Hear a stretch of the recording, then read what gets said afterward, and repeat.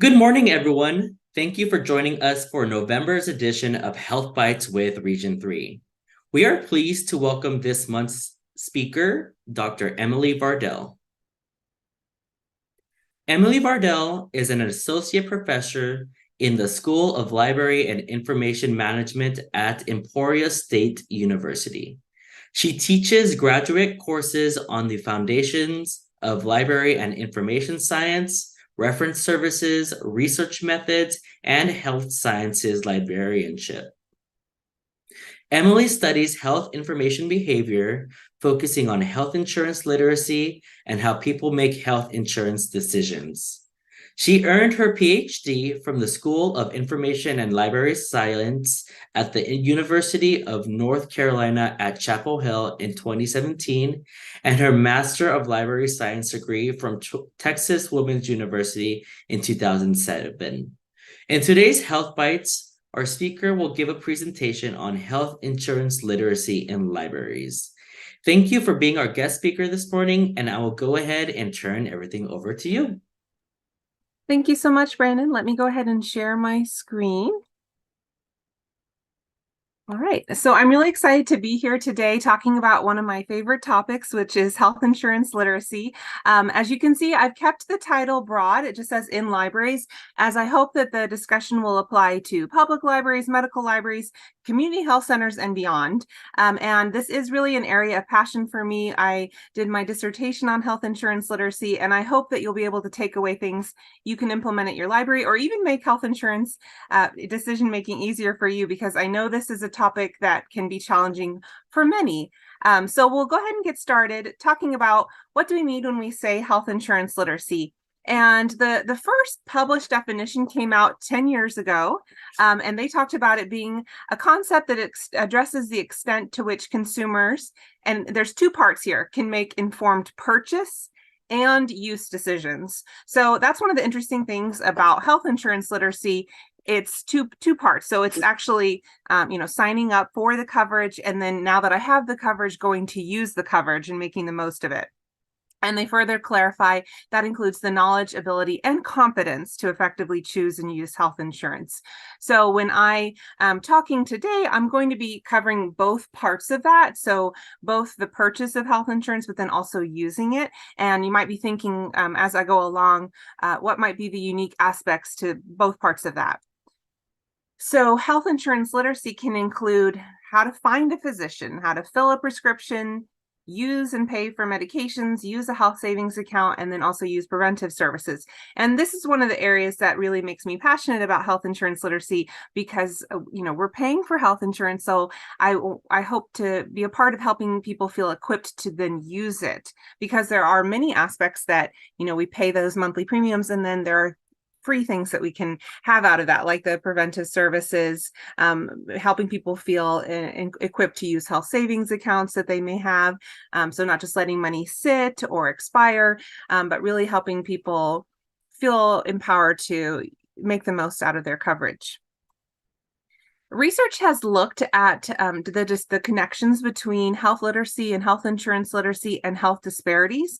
So these are some of the populations that have been shown to have lower levels of health insurance literacy.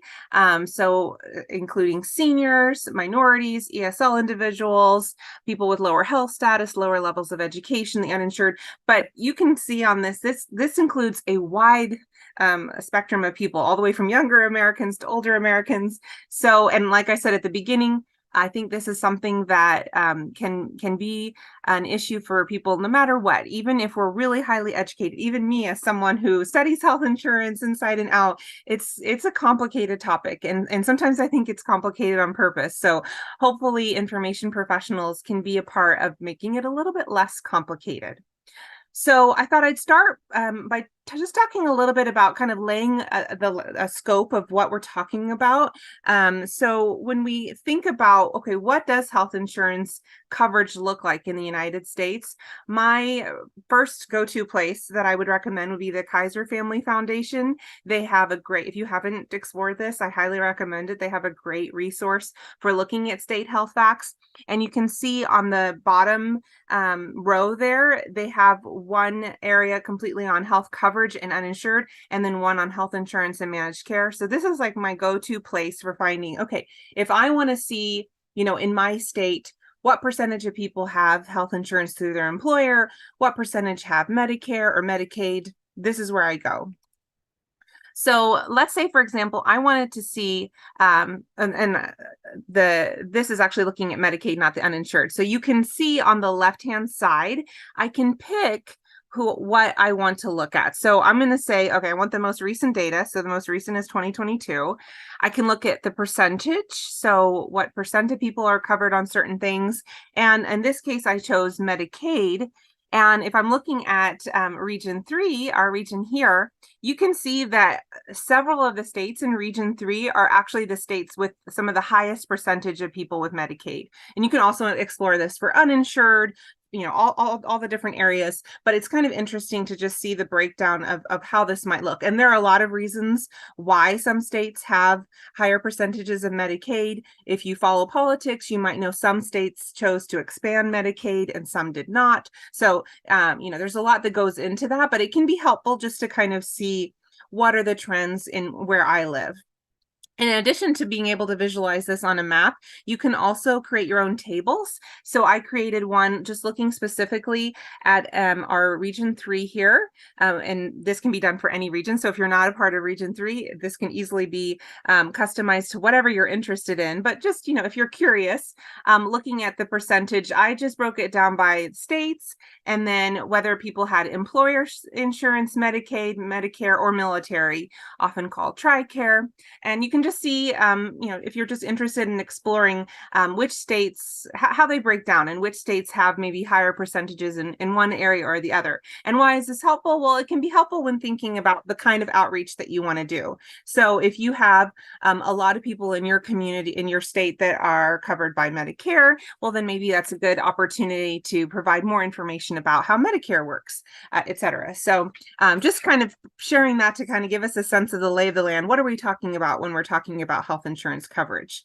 And then turning to why are we talking about it in libraries? So there was actually at the American Library Association conference 10 years ago, again, I can't believe it's the 10-year anniversary. President Obama actually requested assistance from librarians in Affordable Care Act implementation.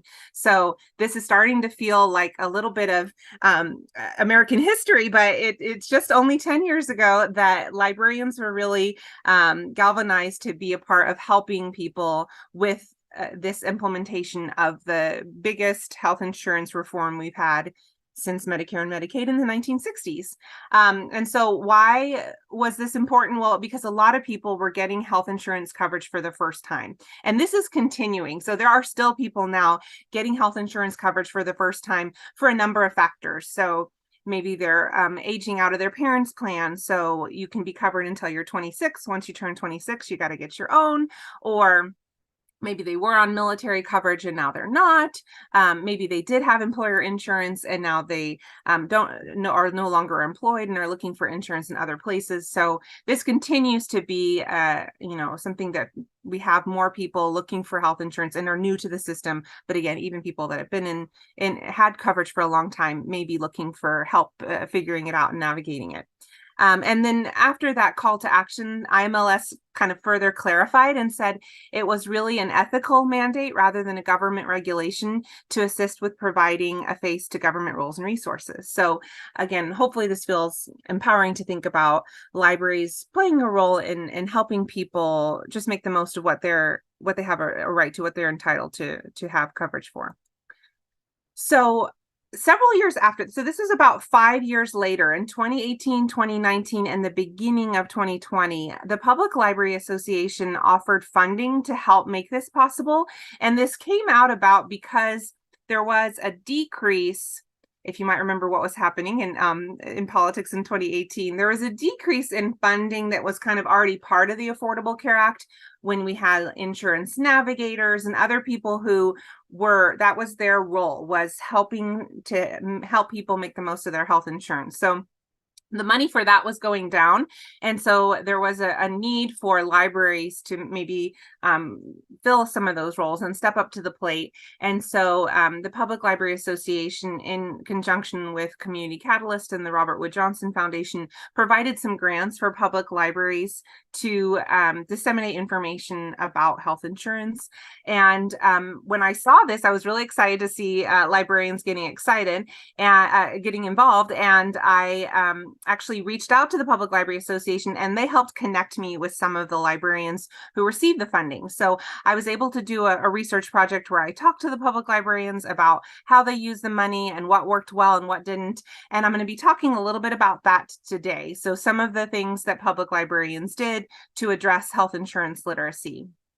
So this is kind of an outline of what I plan to talk about. I'll talk a little bit about the results from those interviews, but I will also really focus on some concrete strategies for undertaking health insurance outreach efforts, and then also talk about some of my favorite health insurance information resources. I always hope that my presentations are practical and things that you can take away that you can implement right away. If you have questions, I will try my best to kind of pause and look at the chat every once in a while, but feel free to put the questions there as I go along, and I'm happy to circle back and answer them at the end if I don't get a chance as I'm going through. So I'll start with some of those results, again, where I was interviewing public librarians who had received small grants to do health insurance outreach. So why were people doing this? So one thing that people talked about was just a general lack of awareness. So people were noting that there was just a lack of awareness that healthcare.gov still existed, that the health insurance marketplace still existed, that people could get health insurance through the marketplace. People didn't really know what the deadlines were because the government wasn't really promoting it anymore. You might remember, when it first came out, there was a lot of attention and even money put into marketing it, and then that really went away. So many people just weren't aware that this was still going on. And as I've got this screenshot here, it was kind of exacerbated by reductions in Navigator funding. So if you don't know, the marketplace is actually open right now, and it is open until December 15th for coverage in 2024. So now is a great time to be a part of just providing awareness, just letting people know, yep, you can still get health insurance through the health insurance marketplace at healthcare.gov. But again, this is kind of that time of year when many people are making health insurance choices. So it's a good time, the fall, I think generally September, October, November, great time to be talking about health insurance because it's kind of on people's minds as they have to make selections for the next year. People also talked about why is this work important, because there's just a general lack of understanding.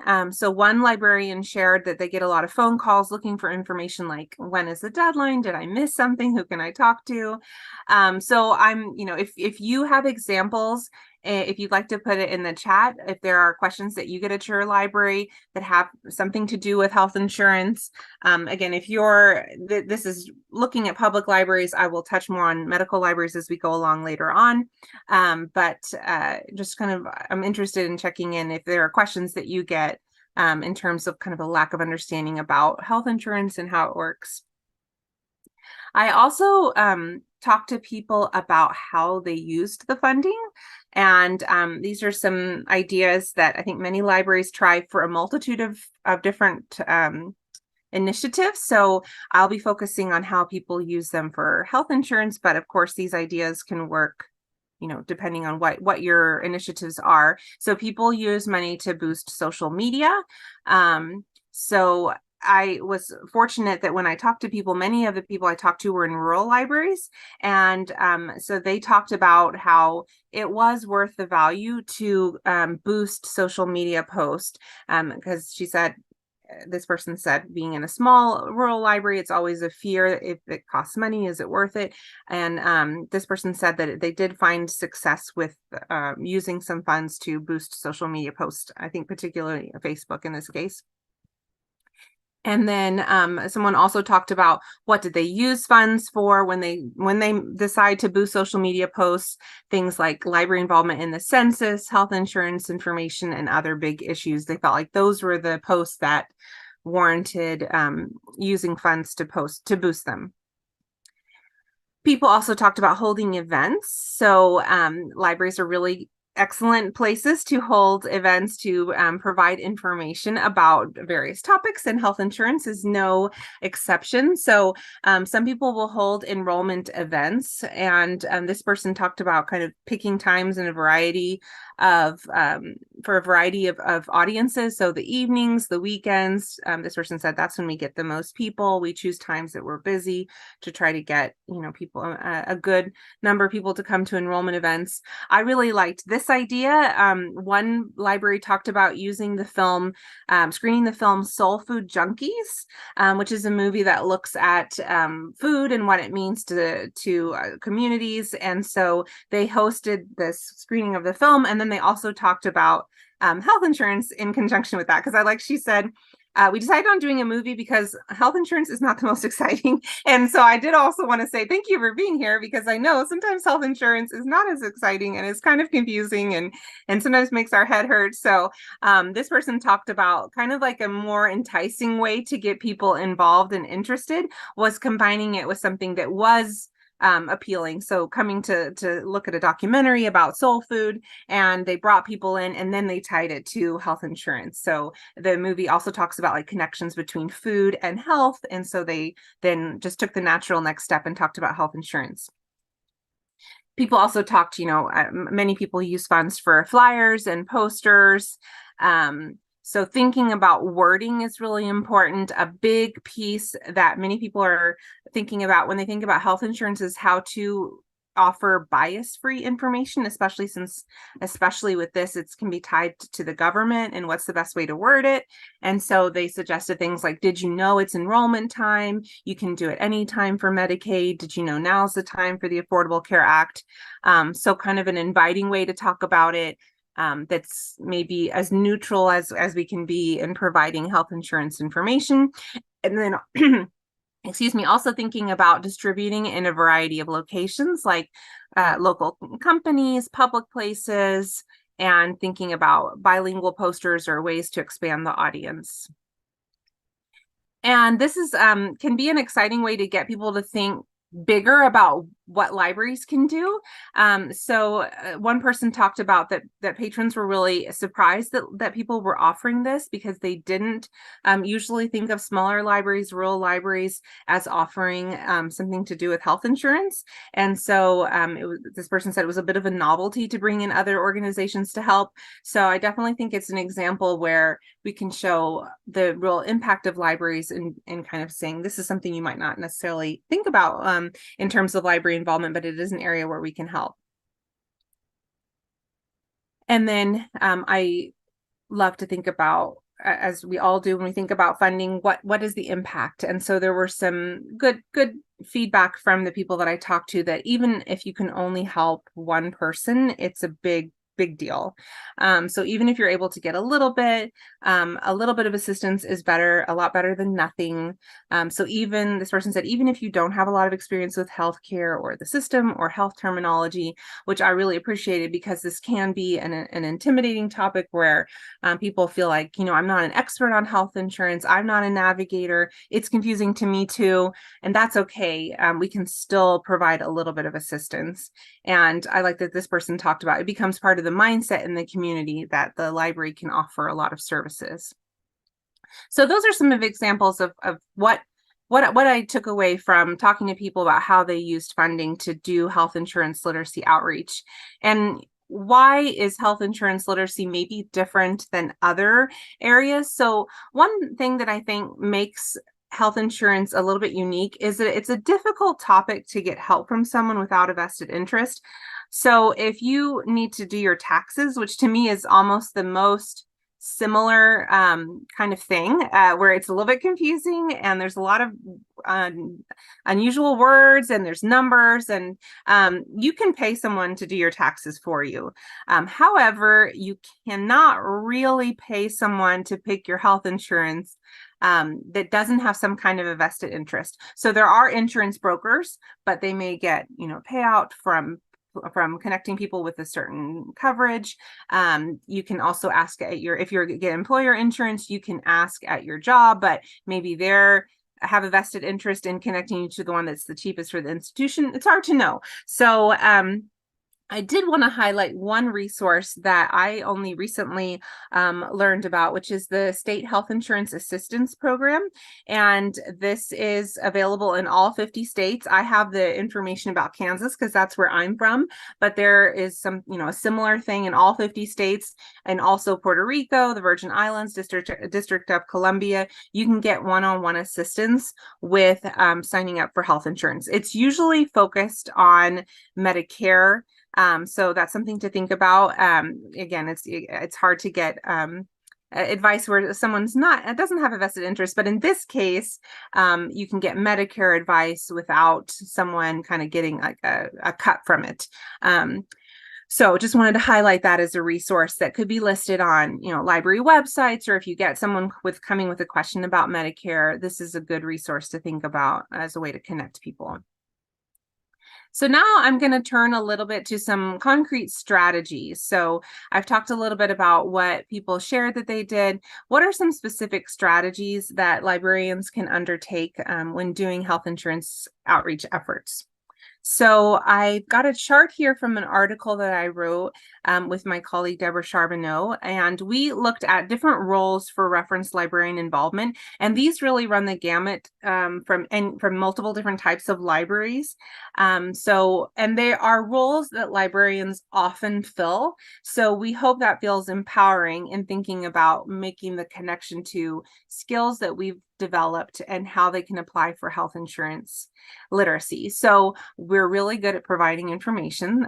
That tends to be a great skill for librarians. So thinking about what does that mean in the health insurance literacy space, we can think about hosting awareness programs, providing easy to read materials, and I'll be talking in a few minutes about some specific resources that you can point people to. Helping decipher frequently used terms. Again, I'll show you a resource that's great for that. So that is probably the number one kind of default role that librarians can play, is connecting people to the information. But I think there are a lot of other other roles that we can play, like being that mediator, that connector. And NNLM is really good at supporting librarian involvement in this and helping librarians be the connector between community organizations and the public. Librarians can be that connection. So between navigators, helping to be a community builder, we can hold events, host people, bring the community. So that's a role that we can continue to play.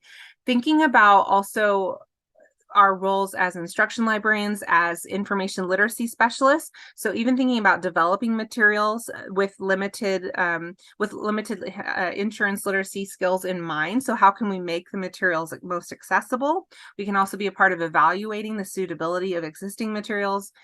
We can help people manage their information. So health insurance comes with a lot of forms and paperwork. So how can we help people manage that? We can also advocate for this, so helping people locate easy to read information, but also just advocating for the importance of this. And then finally, we can even do research in this. So that's what I've done, and I encourage others to do as well. Thinking about what can we look at in the area of health insurance literacy, and how can we make an impact in making this helpful and easier for more people. So now I'll turn to some of those strategies. What does this look like in practice? Again, with a couple of examples from people that I talked to, and beyond that as well. So one idea, building on that community partners idea, is reaching out to HR representatives. So human resource officers are often a really key mediator between health insurance and individuals too. And they can also be a partner for a public library. So this public librarian met with many HR reps from companies in the area and talked about how it's important to, provide information about health insurance, especially if the company has a lot of part-time employees or isn't able to offer health insurance, because not all employers do. You generally aren't required to until you have like a certain number of employees, then you have to offer health insurance. So offering posters that they can put up and say there's help at the library. But even if they do offer health insurance, like you can come to the library for resources. We're doing this, enrollment event or whatever.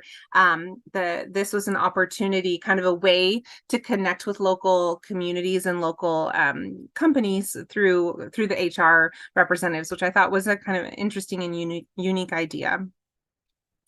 Some other ways to collaborate, again, thinking about printing posters or flyers at a lower price. So you might be able to negotiate a better deal because people are excited to see what the library is doing. And then also, again, thinking about connecting with navigators if you have them in your area. And I will be talking about this resource that's on the right side in just a minute. So I'll pause here and ask if there are other natural partners that you can think of that would be helpful in undertaking health insurance outreach. So ideas that come to my mind are friends of the library groups, volunteers, healthcare advocates, navigators. Are there other natural partners that you've either partnered with in the past or other sources that come to your mind? I'm seeing some stuff come in the chat. Let's see. Social workers. Yes, Jordan, excellent idea. I just recently have been partnering with a social worker. She just finished her Ph.D. in social work, and her whole topic was health insurance literacy. And it was so fascinating to see the social worker connection. So it's a great idea. Religious organizations, definitely.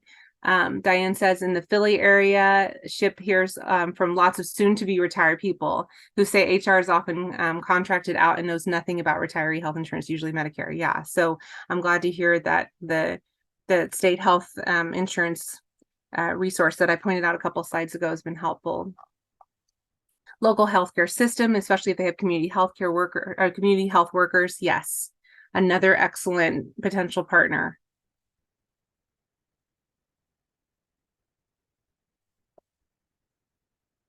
All right. And then I also think it's interesting to think about the reference approach, because as I mentioned, this is an area where people maybe feel intimidated to give advice or support. And I like that this person made a connection to it being like tax filing. So you're not, a librarian doesn't sit down and do the taxes for someone, but they can show them where to go, how to do it, where to do it. So pointing people to where you can go to find the information, where you can go to find resources that help you make the decisions and that kind of thing. And then finally, as I mentioned, there's the like buying your health insurance and there's the actually using it. So this person said knowing the information and understanding why are two different things. So I like that they said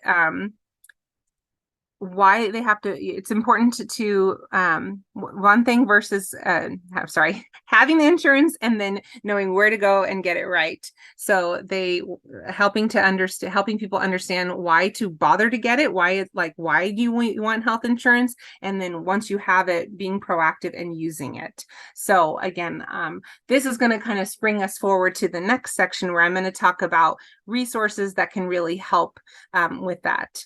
So as I think forward to, okay, I've shown you what people have done. Here are some ideas that people shared going forward. So a lot of people talked about starting on it earlier in the year. I mentioned the fall is a really popular time. It seems to time well with when people are thinking about health insurance, but of course, the earlier we can start planning, the better. Providing more general health programs in libraries can kind of build the awareness that libraries do this. Reaching out to patrons ahead of time, partnering with other libraries, inviting nurses to present, other hospital personnel, and then using Project Outcome, which is going to lead me to some of those resources I was talking about. If you're interested in learning more about some of the things that I shared, I just have this link to an article that I wrote on it, but I shared many of the highlights today.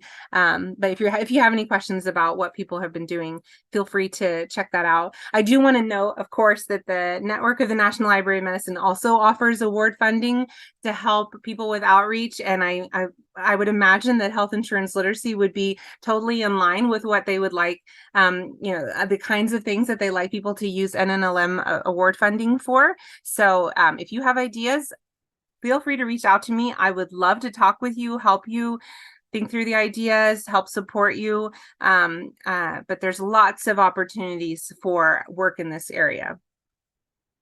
So finally, I want to talk a little bit about health insurance information resources. As I mentioned, I always hope that people can take away practical things that they can use. And these resources will run the gamut from things that can work in public libraries, medical libraries, other library settings, other health centers, and then maybe also just you in general if you are looking for things that help you with health insurance.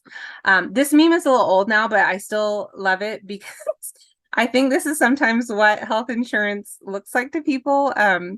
Very benefits, many coverage, much affordable. The words just don't always make sense. And so that's why librarians have a really important role in helping connect people to resources that can just help cut through it and help them make the most of what they have. So I'll turn to some of my favorites. I have to mention healthcare.gov. So this is obviously the number one place if you're looking for someone if someone's looking to sign up on the health insurance marketplace, this is still the place to go. I will say that the website is always a bit in flux, which is kind of interesting. When it first opened, it was like really stacked full of helpful health insurance information. Then it got stripped away. The last time I looked in preparing for today, it looks like there's more helpful information back on the website under like see topics. So I do recommend that it beyond just signing up for coverage, there is helpful information just about how health insurance works. So it does have some, resources designed for addressing that health insurance literacy gap. Another one that was somewhat new to me that you may not be aware of is Young Invincibles, which is a resource that's designed for, as the name suggests, younger adults. So especially people in like their late teens, early 20s, mid 20s. And they have a lot of resources just really designed to help people who just kind of gotten thrown into adulthood and how to adult. And so I recommend this as a way to, especially people are like getting off of their parents' insurance, or maybe they're kind of just don't have access to parental support. They're looking for resources to help them make the most of the healthcare system. I've linked to some specific examples here. So they have stuff like what to expect at a checkup, and they have it in Spanish, which is that second link. They have information about special enrollment periods, which can be really helpful, especially for this group. So, normally there's like 1 month or so that you can sign up for health insurance, but then sometimes they have, qualifying events or special enrollment periods, like if you get married, if you have a baby, if you lose your health insurance because you switch jobs, or because you turn 26 and you're not on your parents anymore, they have information about that. So that's kind of helpful. I mentioned that this is for like late teens, early 20s. They do have stuff on millennials, which is a little bit like of an older group now, but they have some fact sheets that are also interesting if you're just like looking for general trends on how people are using and accessing healthcare. And then also a fact sheet on just what exactly is preventative care. Because I think, again, a big part of this, of health insurance literacy outreach is just helping people know what they already have access to. So there's a little bit of screenshot there on the right side. You can get, certain tests for free. You can get an annual skin check for free to help assure that you don't have skin cancer. So there's, other things like that. Just kind of building awareness that you're already paying for this. You already have access to it. So, use what you have access to. Again, focusing on preventive health before it becomes more of an emergency situation. Something people may already be aware of is Project Outcome, which is something that helps public libraries measure impact. It helps with assessment, but there actually is a new academic libraries one too.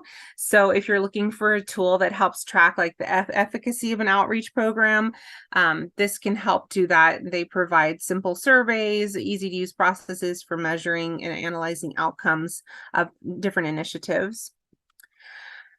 This is another resource that is a really interesting one. It's called Ensuring Good Health. It started in Michigan. It's a partnership between community organizations, and they use this kind of comic book device, as you see in the screen, to help build awareness about insurance And I've got an example here. Here are some of the specific links they have, like health insurance options, making it affordable, using it, changing providers. I will say that I think maybe just as a result of it being managed by community organizations, sometimes the link is a little unstable. So like if you click on that link, it might say it's not available, but then if I like Google ensuring good health and click on the link, it does work. I don't know exactly why, but I did want to just kind of put a caveat that sometimes the link works and sometimes it doesn't. If you are interested in using this, you might link to like specific pages that might be more successful than linking to the homepage. But I really love the engaging approach that they took to this to make it a little bit more interesting to talk about health insurance. And they're really inclusive in the characters that they used. And they do have some videos. It's written in plain language. So I really think it's a great resource and a great idea. But just wanted to include that caveat about the link sometimes being a little unstable. This is a resource that I recommend if you're looking for a glossary of health insurance terms. It's called Just Plain Clear. My big caveat on this one is that it is from United Healthcare, which is a insurance company. So, you know, as of librarians, and we always want to put the caveat that we want to be careful. You can see it's a .com, but I have spent quite a bit of time poking through here, searching different terms, clicking on links, and I've never gotten to any ads or, you know, they've never asked me to like find out more about getting health insurance through us. No, I've never seen any ads. I think it's a really great resource, but I always just, you know, of course, want to put out that caveat, but I have found it to be an excellent resource. They have tons and tons of definitions available. A lot of them are health insurance specific, but then they also just have general health terms too, because people might, you know, have up their explanation of benefits page that they got from their health insurance, and they might want to know like what is an immunoglobulin test or whatever, and they can put it in here and find out. And you'll see in the upper right hand corner the whole thing's available in Spanish and in Portuguese. So if you work with either of those populations, that can be a helpful thing to keep in mind. I thought it was interesting just to look at what were the top 5 terms that they shared that they get the most clicks on. As you can see, they are all health insurance kind of related language, language that you'd need to know if you were trying to figure out a health insurance coverage.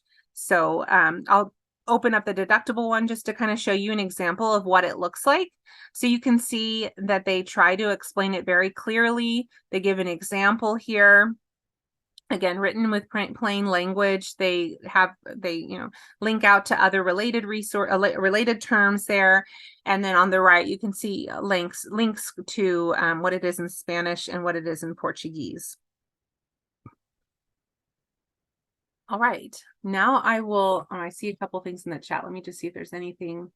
And someone asked, is it superior to medlineplus.gov? Great question. I do have Medline Plus on here because I love Medline Plus and can't let any talk go by about health information without plugging Medline Plus. I think this is, like, I would say more concise terms. So if someone wants to know like what is a deductible, this is where I would go. If they wanted like a general, how does health insurance work?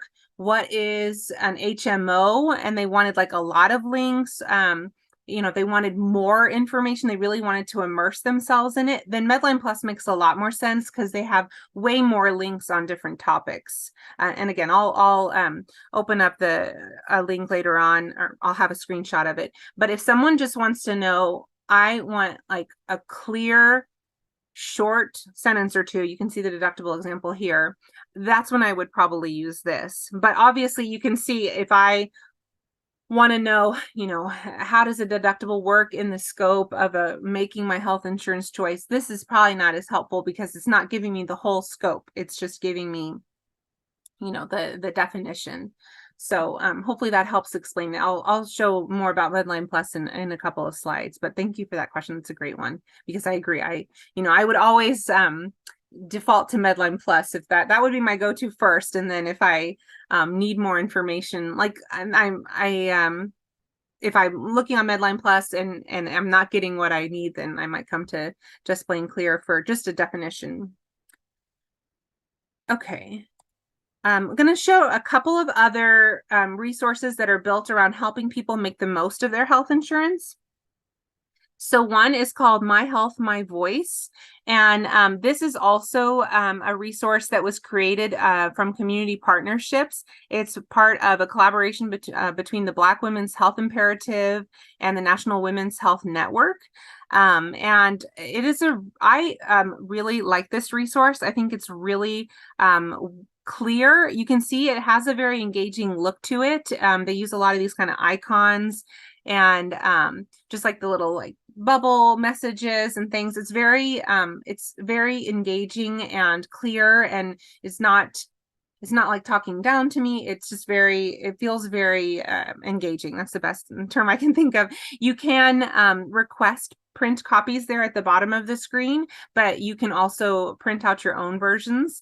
I'll show you some examples of some of the specific handouts. They have this step-by-step guide to using health insurance on the left-hand side, which is a pretty detailed booklet. And it's really designed for people who are kind of new to health insurance, who are trying to figure out how to use it. It really works well with a diverse audience. It's available in Spanish and English, and they have several other print-ready resources. You can see them in the right-hand column. So the step-by-step guide includes a lengthy section with clear, easy-to-read information on understanding costs when using health insurance, like providing descriptions of premiums, deductibles, copay, and co-insurance. So all of that in like one place in a printed format can be really helpful. Someone's looking for something that can kind of put their hands on and really engage with. They also have resources like using your health insurance wisely. Like I told you, really helping people feel empowered to make the most out of what they have, thinking through the kind of costs that they might pay. Like I said, how is a premium different than a deductible? Why would I want to pay one versus the other? What is a well woman visit? Again, so helping people with preventive care. And then they also have this My Health, My Voice, My Personal Health Journal. And I'll show you a part of that is this My Family's Health Story. So this can be really helpful to help people feel prepared for making the most out of engaging with in a doctor's visit. So feeling prepared. So coming with information about my relatives and their health, because as we all know, when you go to the doctor, they usually ask this. And if you're new to using healthcare or you haven't been to the doctor in a while, it can really be surprising. And you might not remember, oh my gosh, did my mom have hypertension or high cholesterol? I can't remember. It's one of those. So preparing in advance, maybe talking to family members so that you have that information, again, can help make the most out of those visits. And they have a lot of these interesting little icons that you can pick that kind of help promote this information about using it. Another one I wanted to promote was from Coverage to Care, which is from the Centers for Medicare and Medicaid Services. They recently totally rehauled this whole thing. It has a very different look than it used to. If you've used it before, this is what it looks like now. They used to use what they called like a roadmap. Now they're using a path, but similar idea where you're kind of tracing along using health insurance, and they have information along each of the steps. I think this is a really great resource. I have personally seen this at Walmart. They had like a table where they had copies of From Coverage to Care available for people. So I know that these are resources, print resources that are out in communities. And again, you can order copies or print out your own copies of either one of these if you want them at your library. All right, I have a few more recommended resources to show you. One, from Coverage to Care, that roadmap that I just showed you, they do have videos in both English and Spanish that are all designed on helping people engage with the healthcare system. I have to put the caveat that the videos does it have the year in there? I think they're from like 2016, something like that. So they are a little bit dated now. I spent quite a bit of time when getting ready for this, trying to figure out, do they have new versions? Because I really find them very helpful. I don't think they've re-recorded them. Maybe they had some funding and they used it for this. I do think most of the information is still as relevant as it was, like things like finding a provider. So, I have health insurance. Now I need to go to the doctor. How do I pick a doctor? So they have this video on like figuring out, okay, I can look online, I can talk to people, I can look for reviews of doctors, I can call them up, make sure that they accept my health insurance, all that kind of stuff. So again, libraries wouldn't offer advice on which doctor to go to, but you could point to resources with available information. And yeah, the videos were last, I do have a note, the videos were last updated in 2015. So just a little bit of a caveat that if you do decide to recommend them, you may want to check them out just to make sure that they still feel relevant. But I think most of the content is still pretty up to date. Podcasts are becoming more and more of go-to resources for people. And I wanted to put in a plug for this NNLM funded podcast called Juntos Radio, which is a Spanish language podcast. And they have some recordings that specifically focus on insurance and vaccines and how vaccines are covered and things like that. So just wanted to put in a plug that if you're working with Spanish speaking community, this could be something to connect people to. And again, with the podcast format, it's nice that it works for audio people who learn on audio versus visual, and then also works for meeting people who have lower literacy levels. I also like to plug AHRQ. They have some good resources for, again, helping people be successful in the healthcare setting. They have, especially like going to those visits. Again, I really think librarians can be a part of helping people be successful at the doctor's office, because there's such a huge power differential and people can come into the office and just get totally overwhelmed and not know what to say or what to ask. And so they have a good list of like questions that you should know the answers to that you might be asked at the doctor, so you can just kind of feel prepared, feel like you have your ducks in a row. Questions that you can ask, how to be more engaged, like asking if they order a test, can you tell me why this test is needed? Why will this test be helpful? And they even have an app where you can build questions in advance. So, I mean, even me, like thinking about going to the pediatrician with my 6-month-old, we always had like a list of questions ready to go. So, because you get in the office and you're like, of course I'm going to remember the question, and then it totally flies out of your mind. So, helping people build those questions in advance so that when they get there, they're empowered to make the most out of their visit. As I mentioned, I do have a plug for Medline Plus. They have a really great page on health insurance that again provides kind of a lay of the land. So if people are looking for just kind of orienting information, figuring out what does this look like, that's again a great place for Medline Plus. And then also, of course, Medline Plus has a great section on drugs and supplements. And a lot of people may be using medications for the first time once they get on coverage, a lot of like maintenance medications. And so this is a great place to point them to for authoritative resources for drug information. Another resource you might not have heard of is Out to Enroll, which really focuses on the LGBTQ community, and they have a lot of information specifically for the community. Again, some pages on financial help, discrimination, information on trans health and coverage, which is hard to find information for same-sex couples, HIV/AIDS, and also young people. So I recommend this for providing information for your communities. And then lastly, I have just a couple of links if you're interested.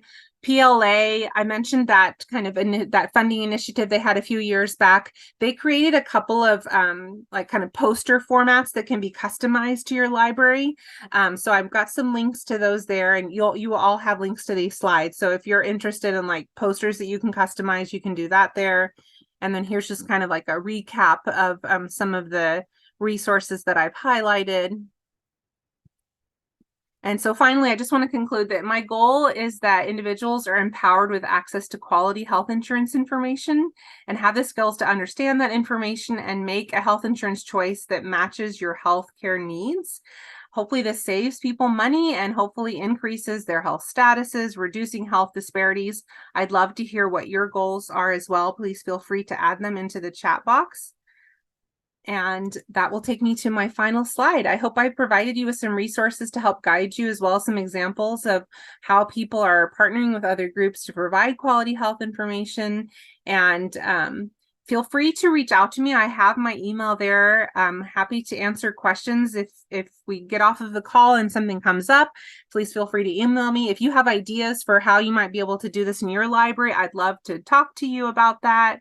But I will stop there and take a look at the chat.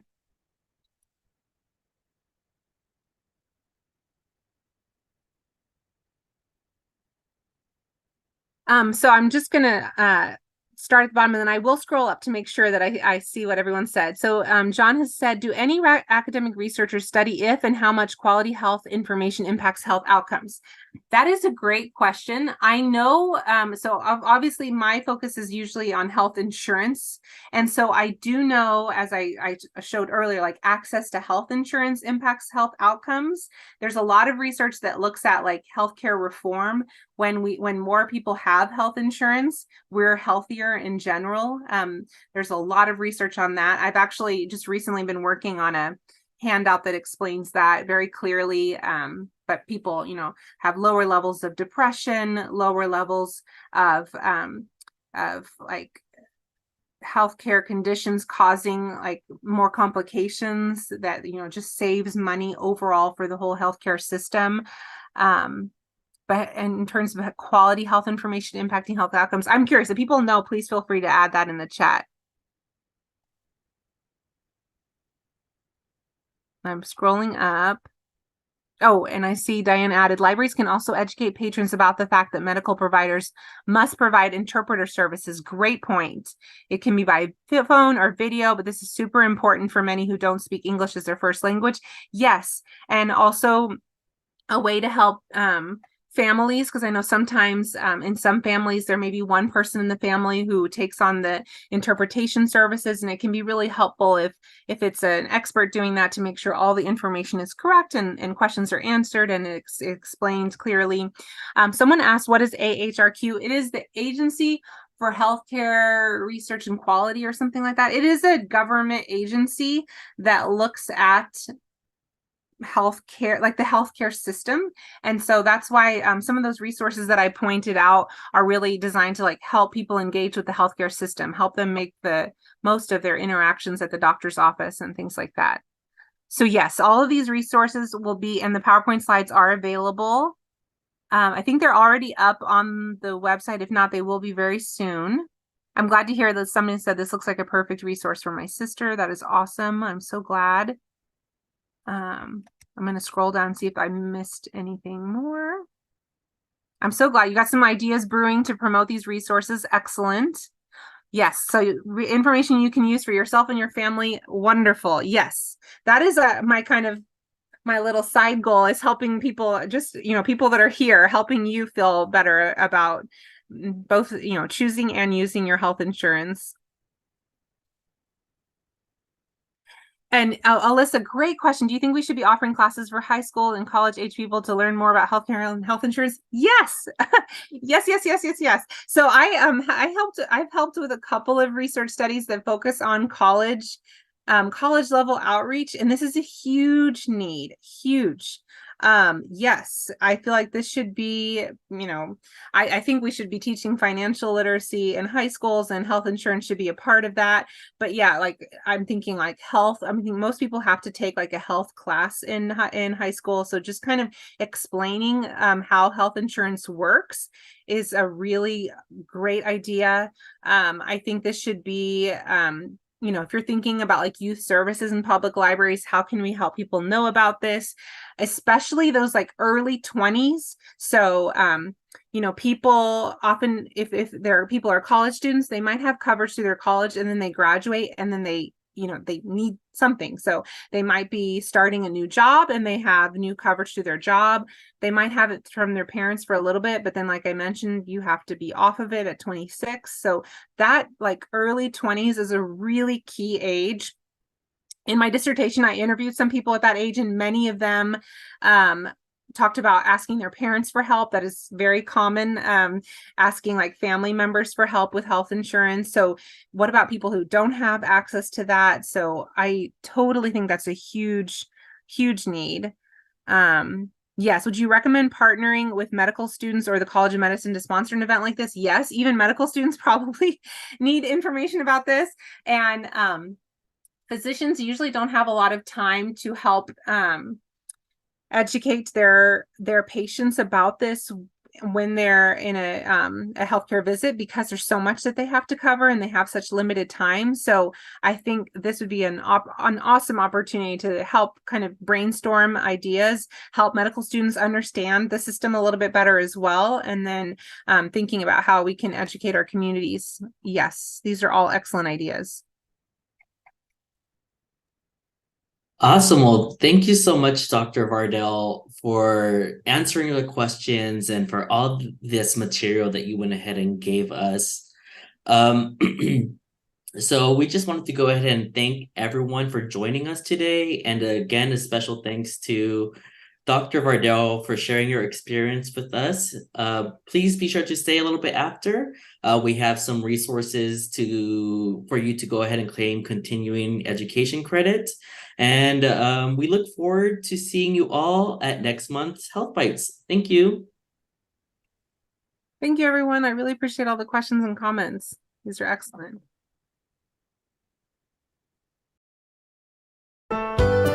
Thanks for watching. This video was produced by the network of the National Library of Medicine. Select the circular channel icon to subscribe to our channel, or select a video thumbnail to watch another video from the channel.